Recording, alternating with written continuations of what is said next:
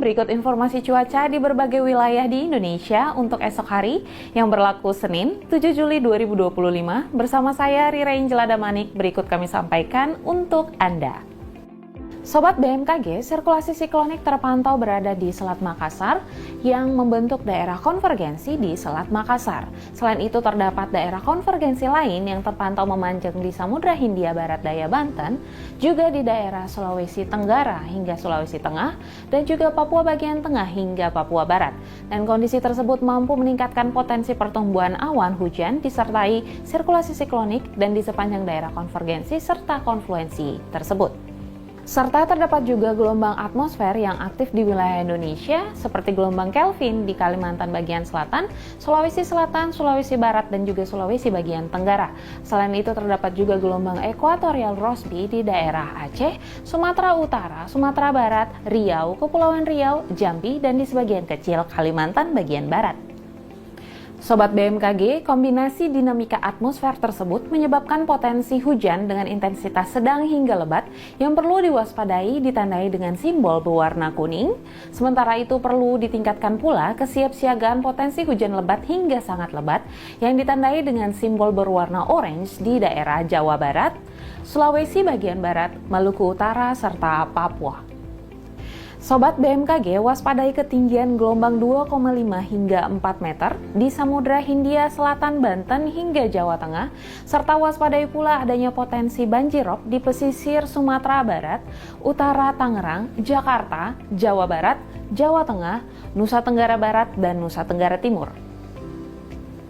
Sobat BMKG, bagi sobat yang tinggal di kota Serang, Pangkal Pinang, Semarang, dan Surabaya, diharapkan untuk selalu waspada karena suhu esok hari diprediksi dapat mencapai 32 hingga 33 derajat Celcius, terutama bagi Anda yang hendak beraktivitas di luar ruangan.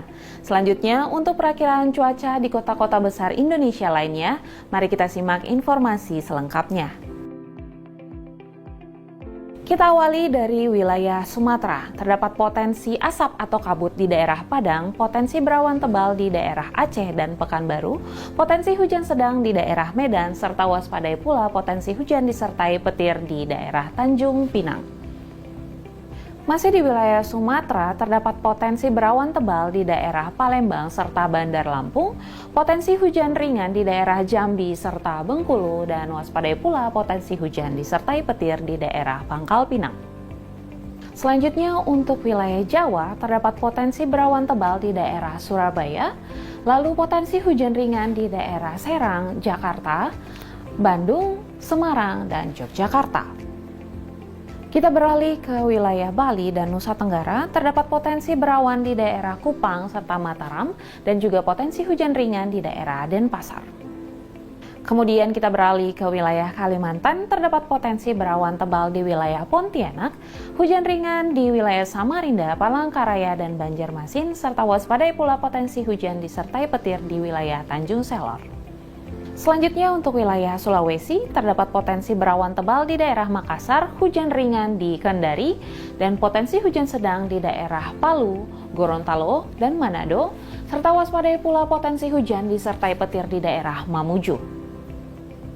Dan yang terakhir untuk wilayah Indonesia bagian timur, terdapat potensi berawan tebal di daerah Manokwari, hujan ringan di daerah Ternate, Ambon, Nabire, Jayapura, Jayawijaya, serta potensi hujan sedang di daerah Sorong dan juga Merauke.